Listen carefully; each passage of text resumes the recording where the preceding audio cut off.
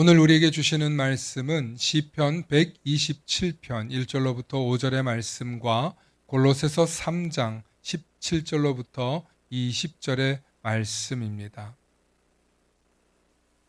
오늘은 자녀가 행복해야 내가 산다는 제목으로 두 번째 말씀 나누려고 하는데, 오늘은 지난주와 달리 오늘은 교육에 대한 메시지를 좀 나누려고 합니다. 그래서 이 자녀에 대한 메시지가 지난주에 좀 짧았던 것 같아요. 그래서 제가 한 주 조금 더 부가적으로 말씀 나누려고 합니다. 축복의 사람 곁에는 축복의 사람이 있고 감사하는 사람 곁에는 감사의 사람이 찾아옵니다. 날마다 감사의 사람, 축복의 사람 되시길 축원합니다. 아멘. 여러분, 우리 만나교회는 제가 방금 선포한 감사의 사람, 축복의 사람을 지난 10년 가까이 한 주도 빼놓지 않고 설교를 시작하기 전에 늘 선포했던 내용입니다. 이게 오늘의 대단한 중요한 주제이거든요. 그런데 오늘은 먼저 우리 자녀들이 생각하는 미래를 좀 생각하면서 말씀을 들으셔야 될 것 같습니다. 요즘 언론에서 우리나라의 상황을 굉장히 좋지 않게 많이 얘기를 해요. 심지어 자녀를 출산하지 않는 걸로 따지면 뭐 0.6%. 그래서 언론에서나 뉴스 보도로나 엄청나게 지금 한국이 미래가 불투명하다, 자녀를 낳지 않는다, 이렇게 이야기를 합니다. 자녀를 낳지 않는 가장 큰 이유가 뭔지 아십니까? 극심한 빈부격차 때문입니다. 극심한 빈부격차. 그래서 오늘은 극심한 빈부격차의 세상 속에서 나는 자녀에게 무엇을 물려줄 것인가? 이것이 첫 번째 주제입니다. 몇 해 전에 차이나는 클래스라고 하는 방송에서 이런 이야기를 해요. 대한민국의 1%가 국토의 55%를 차지하고 있다고 합니다. 대한민국이 1%. 그리고 대한민국의 10%가 국토의 97.3%를 차지하고 있다. 그러면 없는 사람들끼리 2.7%가 이 없는 땅덩어리, 이 넓은 땅덩어리에서 좁아 터진 데서 살려고 아둥바둥 집을 가지려고, 땅을 가지려고 합니다. 이게 말이 안 되는 통계가 아니라 빚이 없거나 혹은 뭐 빚을 포함한 사람들은 제외하는 얘기예요. 이게 들여다보면. 여러분들, 제가 자세하게는 알지 못하지만 여러분들이 집도 있고 내가 내 자녀에게 딱 집도 하나 딱 사줄 수 있고 차도 있고, 그런데 빚이 하나도 없는 사람이 거의 없으실 거예요. 거의 없으실 거예요. 네, 제가 확신 있게 말할 수 있어요. 왜냐하면 그 정도 되시는 분 우리 교회 안 옵니다. 그 정도 되면 여러분들이 자산이 10억 이상, 아니 20억 가까이 있다는 얘기거든요. 무슨 얘기냐면 정말 부자들은요 이렇게 신앙생활 하지 않습니다. 물론 부자들이 가는 교회들도 있긴 하죠. 그렇다고 우리는 뭐 가난한 교인들만 왔다 이런 얘기가 아니라 제가 여러분들의 나름의 속사정을 알기 때문에 하는 소리예요. 그런데 정말 대출 없이 빚 없이 이렇게 집을 가지지 못하는 시대가 되었고, 그것을 하나의 삶의 방법으로 우리에게 제시하고 있는 게 국가예요. 기업이고요. 은행이고요. 예. 그러니까 극심한 빈부격차가 계속되고 있으니까 젊은 사람들이 더 이상 내 자식을 낳아서 노예를 생산해 주지 않겠다. 정말 젊은이들이 그렇게 말합니다. 예. 저는 이런 표현이 처음에는 참신하다 생각했는데 갈수록 그렇게 갈수록 그렇게 와닿고, 이 일은요 사실 유럽이 남아메리카 대륙, 북아메리카 대륙을 정복할 때뿐만 아니라 계속 그래 왔어요. 귀족이 노예를 생산하고 노예를 지배하고 이런. 지금은 어떤 시대냐? 대기업이, 국가 권력이 이렇게 장악하고 있는 것으로 비춰지고 있습니다. 그러다 보니까 암담해요. 젊은이들이 생각한다는 게 이거예요. 제가 그렇게 생각한다는 게 아니고 젊은이들이 이렇게 생각하기 때문에 결혼도 할 수 없고 자녀도 낳기 싫고 그냥 나 혼자 살겠다. 불과 10년 전에 일본이 초식남, 혹은 뭐 캥거루족 이런 말들이 다 일본에서 나온 말이거든요. 일본의 청년들이 하던 얘기요. 왜 결혼을 안 하냐? 심지어 일본에서는 대기업들이 자국민들에게 인센티브를 줘서 좋은 대학을 나오지 않고 2년제 대학을 나와도 대기업에 취직할 수 있게 해줬어요. 연봉도 우리 돈으로 따지면 거의 1억에 가까운 걸 준다 그랬어요. 그런데도 안 간대요. 그냥 아르바이트하고 소소히 살아도 살만 하거든요. 워낙 시급이 높은 나라니까. 일본에서 그런 현상이 10년 전에 있었는데 제가 개척할 무렵에 있었거든요. 근데 지금 우리가 그러고 있어요. 예. 굳이 대기업 가면 뭐하냐. 공무원 9급 뭐 이렇게 합격하면 뭐하냐. 그런 시대를 젊은이들이 그렇게 얘기하는 거예요. 제 얘기가 아니고요. 그러니까 젊은이들이 왜 이렇게 얘기하는 시대가 되었는가. 책임은 누구한테 있어요? 어른인 우리한테 있죠. 뭐 어른들이 그러면 우린 그렇게 가르친 적이 없는데 왜 우리가 책임져야 되냐. 그 얘기가 아니라 우리나라가 고도의 경제 성장과 한번 잘 살아보자는 운동으로 얼마나 열심히 살았어요. 그래서 먹고 살만하게 해줬잖아요. 아니 이렇게 먹고 살만하게 해줬는데 애들이 뭘 몰라? 감사를 몰라. 그런데요.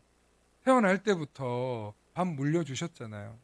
태어날 때부터 기저귀랑 뭐 부족한 거 없이 다 채워주셨잖아요. 아니 저부터도 그렇게 생각돼요. 제가 이제 40대 중반인데 저희 세대는요 풍족하게 자랐어요. 생각해보면 엄마 밥 없어 라면 먹어 그렇게 자랐고 그 다음 세대는요 편의점 가 그렇게 해줬어요. 그렇게 자식을 위해서 해줬어요. 우리는 그런 시대를 살았어요. 그러면 그 다음 청년들은 어떻겠어요?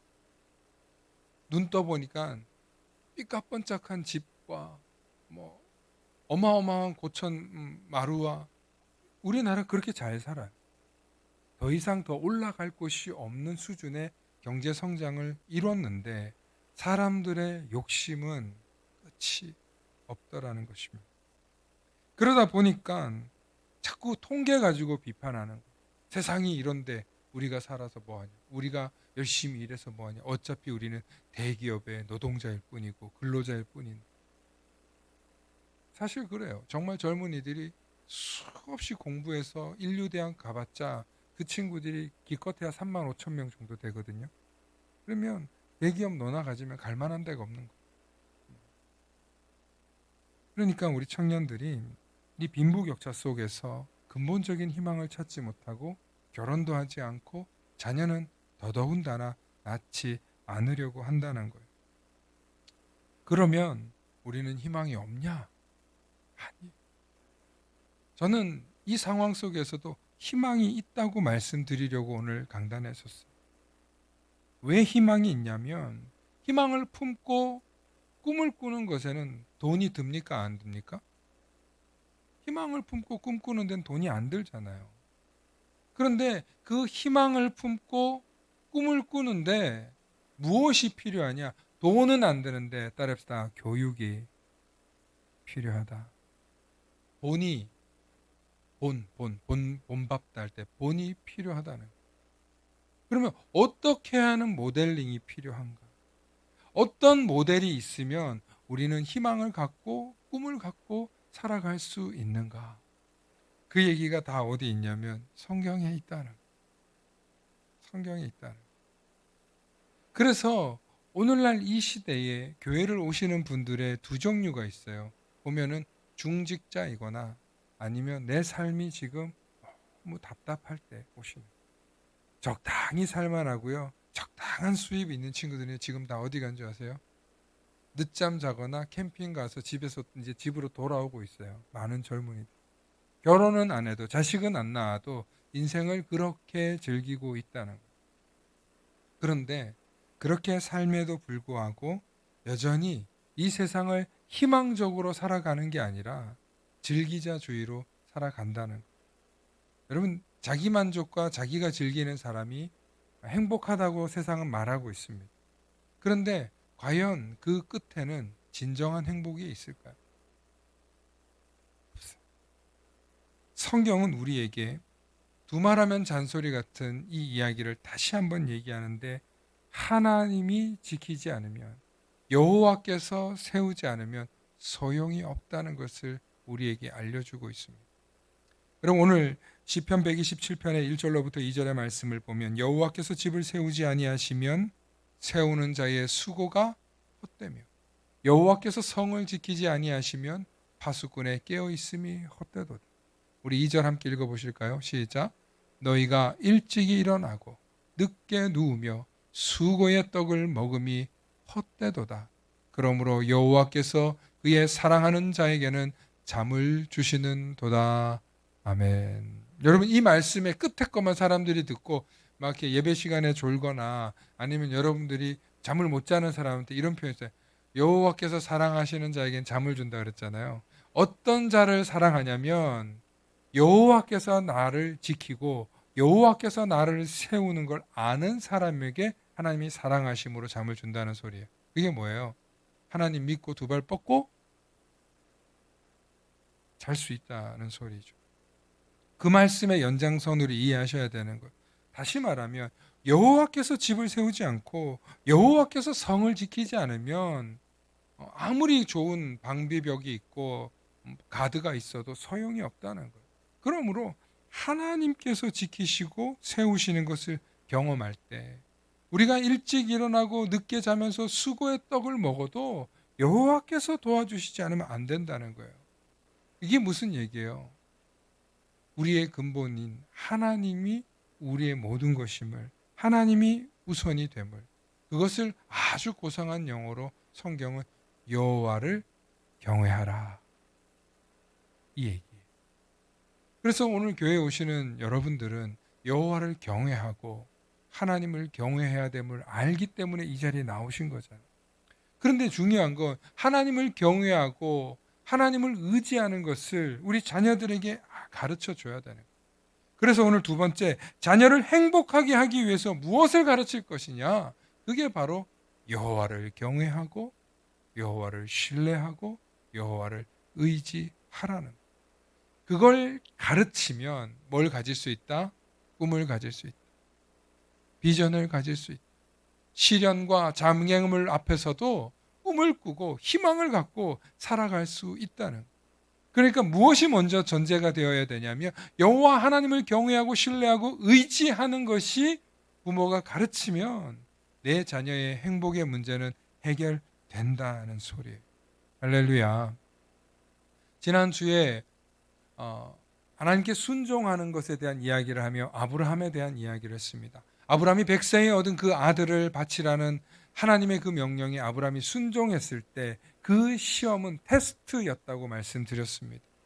놀랍게도 아브라함이 이 테스트를 통과함으로 인하여서 그가 믿음의 조상이 될 수 있었고 하나님이 아브라함을 통하여서 그의 아들 이삭과 또 야곱을 통하여서 하나님이 그 가문이 축복의 가문이 되게 하셨다는 거예요. 그러므로 아브라함이 믿음의 조상이 된 것은 그가 하나님이 주시는 테스트에 시험하려고 이삭을 바치나 안 바치나 보려고 하신 그 시험을 아브라함이 어떻게 했다는 거예요? 통과했다는 거예요.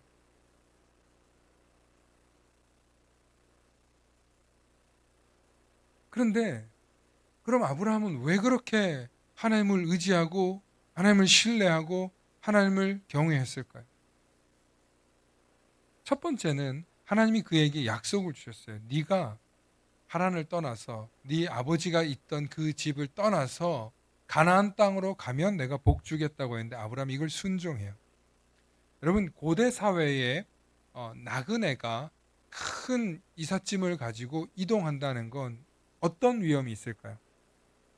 기후의 위험도 있지만 제일 큰 위험은 강도의 위험이에요. 나라와 국경을 지날 때마다 위험이 있어요. 이따가 보시면 알겠지만 아브라함이 가나안 땅에 올 때는 여러 왕들이 있었어요. 그 지역에. 그 지역을 다스리는 왕들이 있었어요. 그곳에 와서 아브라함이 숨쉬기조차도 어려운 상황이었을 수 있어요. 그 내용이 아브라함이 그의 조카 롯과 헤어졌을 때 이야기가 나오는데 창세기 14장 6절로부터 12절의 말씀 우리 잠깐 보겠습니다. 제가 다 읽으면 너무 기니까요.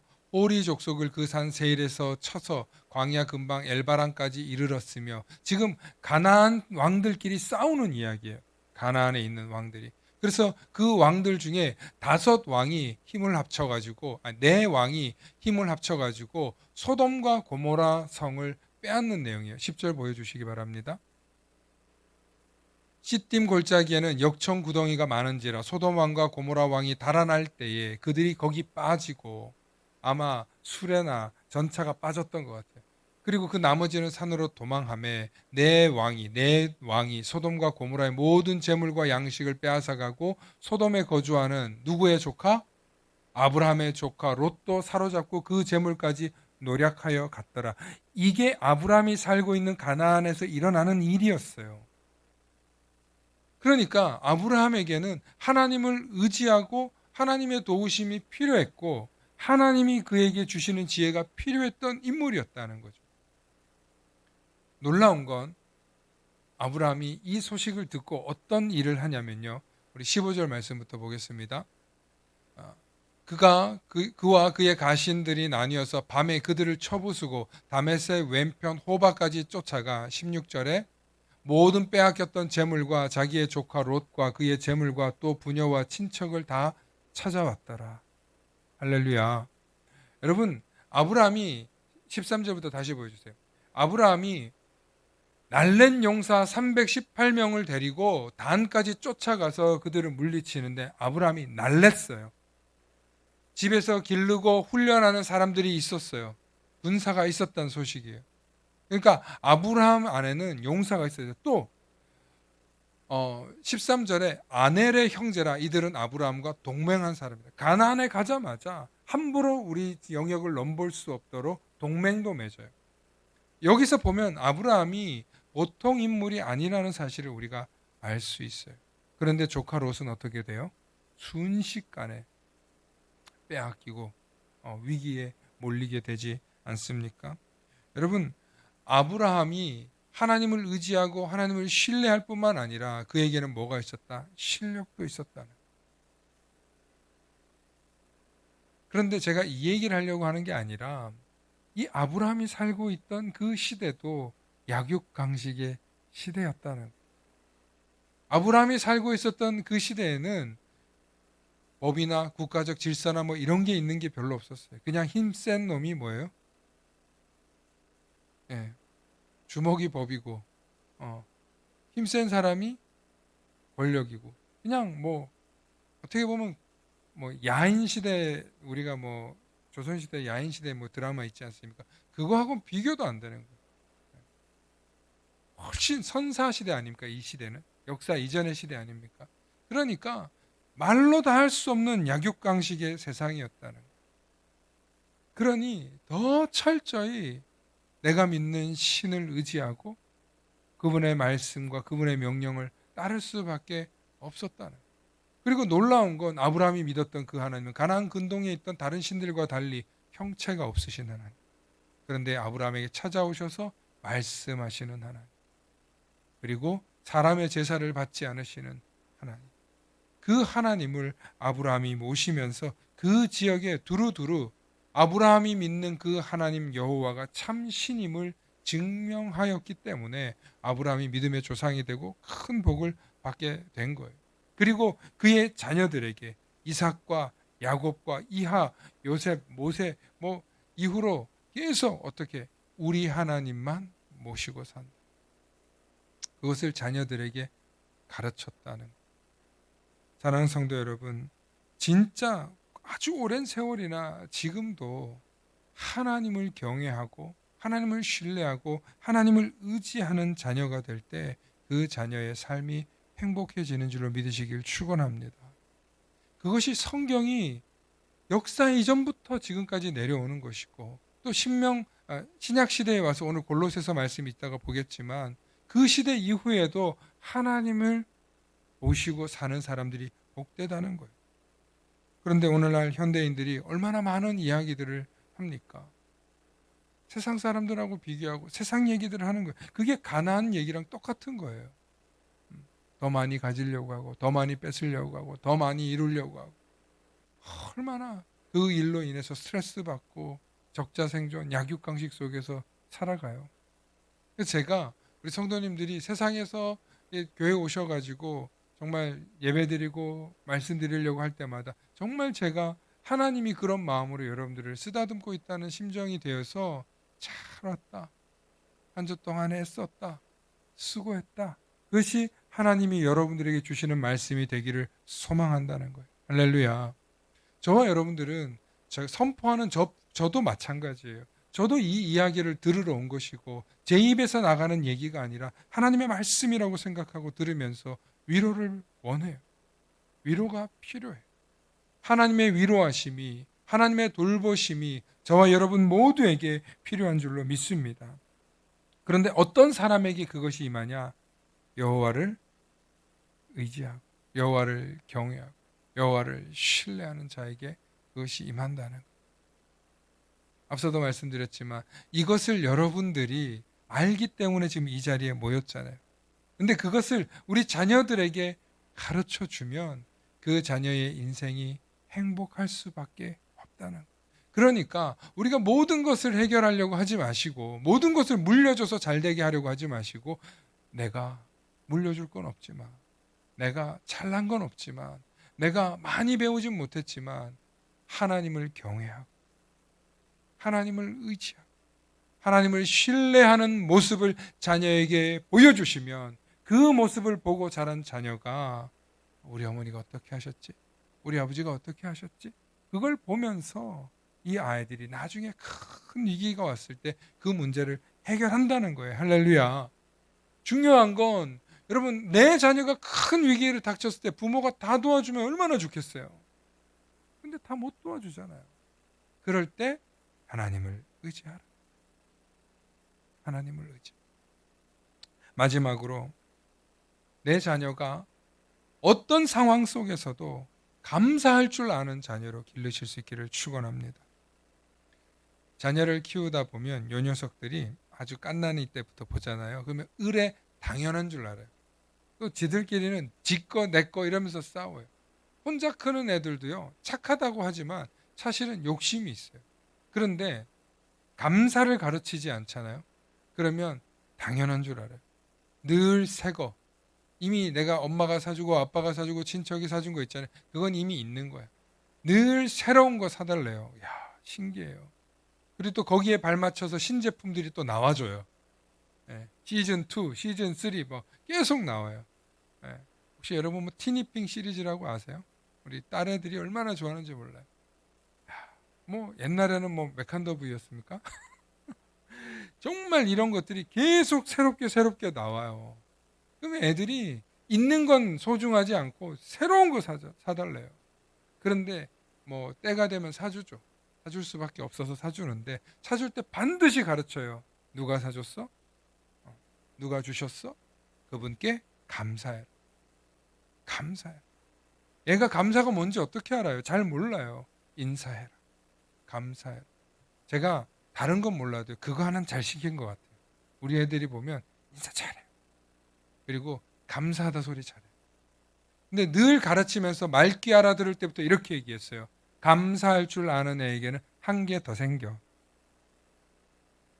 정말 그래요.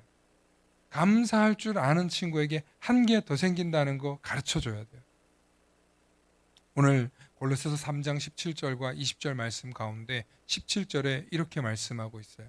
또 무엇을 하든지 말에나 일에나 다 주 예수의 이름으로 하고 그를 힘입어 어떻게 하라고요?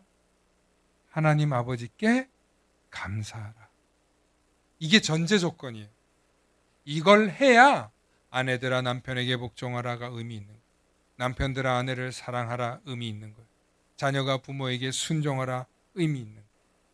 여러분 가정이 이렇게 돌아가면 그 가정 얼마나 행복하겠습니까? 여러분 이상적인 가정이죠? 그렇게 됐으면 좋겠죠?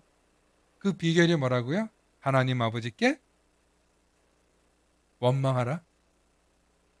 에이 더 주세요 쫄라라. 어떻게 하시라고요? 아멘. 감사하시면 돼요. 여러분 근데 우리가 감사하기 어렵잖아요. 직장에서 어렵고 재정이 어렵고 출근길에 운전하고 짜증이 나고 매일 부딪히는 이 시즌 속에서 우리가 감사하기 어렵잖아요. 하나님 감사할 조건이 있어야 감사하죠. 신랑만 보면 점점 못생겨지는 것 같고, 그제 우리 집사람이 나보고 그러더라고요. 얼마나 그게 상처가 되는지. 어, 그러게요. 갑자기 왜 이 얘기가 나오지? 아니, 감사하라고요, 그래도. 여러분, 조건과 환경과 상황을 보면 감사하기 어려워요. 감사는 무조건 하는 거예요. 그냥 입만 열면 하는 거예요. 하나님 아버지께 일단 감사하실 수 있기를 축원합니다. 여러분, 그게 습관이 되시잖아요. 그러면 여러분이 사업을 하시거나 무슨 일을 하실 때 옆 사람이 혹은 여러분들에게 그냥 거저줄 수 있는 것들이 생길 때요, 감사하는 사람에게 더 주고 싶지. 뭐 이렇게 뭐 이런 거 줬어, 이런 사람한테 주고 싶겠냐고요. 너무 당연한 거잖아요. 근데 이 당연한 세상의 이치를 우리 자녀들은 아직 모르잖아요. 감사해라. 공짜는 없다. 모든 게 감사하다. 저 비도 공기도 바람도 감사해야 된다. 그럼 어디에 감사하는 거예요? 하나님께 감사. 그러므로 하나님께 감사하는 자녀가요, 지 부모한테 감사할 줄 알아요. 하나님께 감사하는 놈이 지 친구들에게도 감사할 줄 알아요. 하나님께 감사하는 사람이 내 주변 사람들도 살필 수 있는 거예요. 그래서 감사가 없는 사람이 세상을 망치고 세상을 힘들게 하고 세상을 어렵게 하는 거지, 감사하는 사람은 아무리 그 상황이 악조건이고 헬조선이다 지옥이다 해도 그 속에서 살아남는 거예요. 할렐루야. 그리고 하나님께 감사하는 자에게 그 인생의 순간이 마지막이라 할지라도 하나님이, 그래, 네가 나를 신뢰하는 거야. 영혼의 구원이, 생명의 구원이 그에게 있는 줄로 확신합니다. 왜? 하나님께 감사하니까, 하나님을 신뢰하니까, 하나님을 의지하니까. 사랑하는 성도 여러분, 우리 자녀들이 정말 감사하게 가르친다는 거 쉽지 않습니다. 그래서 바울이 데살로니가 전서 5장에 이렇게 말해요. 항상 기뻐하라. 쉬지 말고 기도하라. 범사에 감사하라. 이는 예수 그리스도 안에서 너희를 향하신 누구의 뜻이다? 하나님의 뜻이다. 여러분, 이 데살로니가 전서 이 후반부에는요, 얼마나 귀한 말씀이 있는지 몰라요. 교회를 사랑하는 마음, 교회의 성도들의 가정을 사랑하는 마음으로 너무나 탁월한 메시지를 주었어요. 항상 기뻐할 수 없죠. 어떻게 기뻐합니까? 쉬지 말고 기도하라. 어떻게 밥도 먹고 화장실도 가고 잠도 자야 되는데, 그런 얘기가 아니에요. 우리 삶을 깊이 들여다보면 항상 기뻐해야 될 이유가 있다는 거예요. 우리의 삶에 항상 하나님의 도움이 필요하기 때문에 기도할 기도의 제목이 필요하다는 거예요. 그런데 그 기도의 제목을 들어주심도 감사, 들어주시 않으심에도 감사, 그렇게 범사에 감사하며 결국에는 그를 향한 하나님의 뜻이 이루어진다는 거예요. 시편 136편에는 여호와께 감사하라. 그는 선하시며 그 인자하심이 영원하미로. 여러분, 이 이야기가 시편 136편에 쭉 나오는데, 그는 선하시며 그는 자비로우시며 그의 사랑이 영원하시며 그는 용서하시며, 이런 메시지들이 가득 들어있어요. 그 앞에 근데 뭐가 있어요? 여호와께 감사. 그러니까 노래처럼, 그냥 습관처럼 그렇게 외칠 수 있기를 소망합니다. 감사하는 인생이 하나님이 도우시고, 감사하는 인생이, 감사하는 사람이 찾아오는 놀라운 축복을 경험하게 되실 것입니다. 저는 감사 이야기하면 오늘 여러분 집에 못 가실 수 있어요. 오늘 짧게 해드리려고 굉장히 애썼는데, 그 주제가 바로 거기 있는 거예요. 날마다 감사하는 사람 곁에는 감사의 사람이 찾아오고, 축복의 사람 곁에는 축복의 사람이 있다. 이 모든 대전제는 하나님께. 그러므로 이것을 잊지 마시고, 여러분들의 삶에 절망과 좌절과 실패와 아픔이 찾아오는 그 순간조차 감사하는, 세상 사람들이 볼 때는 정말 기가 찬 모습이지만 하나님 보시기에는 너 나 인정하는구나. 네가 나를 신뢰하는구나. 그렇게 하나님께서 보시고 우리를 도우실 뿐만 아니라 하나님께서 스스로, 하늘은 스스로 돕는 자를 돕는다는 말처럼 정말 하나님은 스스로 돕는 자가 누구겠습니까? 감사할 줄 아는 사람. 도움을 준 사람이 생색낼 때도 있지만 그 도움을 받을 때 우리가 늘 감사하면 내가 생색내도 감사하네 하고 또 도와주는 사람을 경험하게 될 것입니다. 끝까지 감사하셔서 우리의 믿음이 승리하시고 우리의 자녀들이 더 복된 자녀들이 되실 수 있기를 소망합니다. 함께 기도하시겠습니다. 사랑의 아버지 하나님, 참으로 감사합니다. 오늘 이 시간 우리를 사랑하여 주셔서 택하여 주시고 구원하여 주시고 복 주시니 감사합니다. 무엇보다 우리 가정마다 여러 가지 삶의 문제와 고민들이 있을 텐데 그럴 때마다 하나님을 의지하고 하나님을 신뢰하며 하나님을 바라보는 우리 성도님들 되게 하여 주시옵소서. 그래서 입술에 불평과 원망과 미움과 저주가 아니라 어떤 상황 속에서도 감사하게 하셔서 어떤 순간에도 하나님께 감사하게 하셔서 모든 사건과 모든 일들이 대역전되는 하나님의 손길을 경험하는 우리 성도님들 되게 하여 주시옵소서. 그래서 우리 삶이 감사가 본이 되게 하시고 그것이 우리 자녀들에게 물려주게 하셔서 더욱더 귀한 복된 가정 다 될 수 있도록 축복하여 주시옵소서. 기도하며 마칩니다. 이제는 온 우주 천지 만물을 창조하시고 주관자 되시는 아버지 하나님의 무한하신 사랑하심과 이 세상의 모든 죄를 담당하시려 십자가의 보혈의 피를 흘리신 우리 주 예수 그리스도의 놀라우신 사랑하심과 지금 이 순간에도 우리에게 새로운 영을 부어주시는 성령님의 감화감동 역사 충만하심이 우리를 사랑하셔서 택하시고 당신의 자녀로 삼으셔서 우리에게 하나님이 살아계심을 알게 하시고 하나님을 신뢰하고 여호와께 감사하기로 하게 하셔서 날마다 하나님께 감사하기로 다짐하고 결단하는 우리 만나교회와 이들의 가정사업 일터 모든 것 위에 이제로부터 영원토록 함께하옵시기를 간절히 축원하옵나이다. 아멘.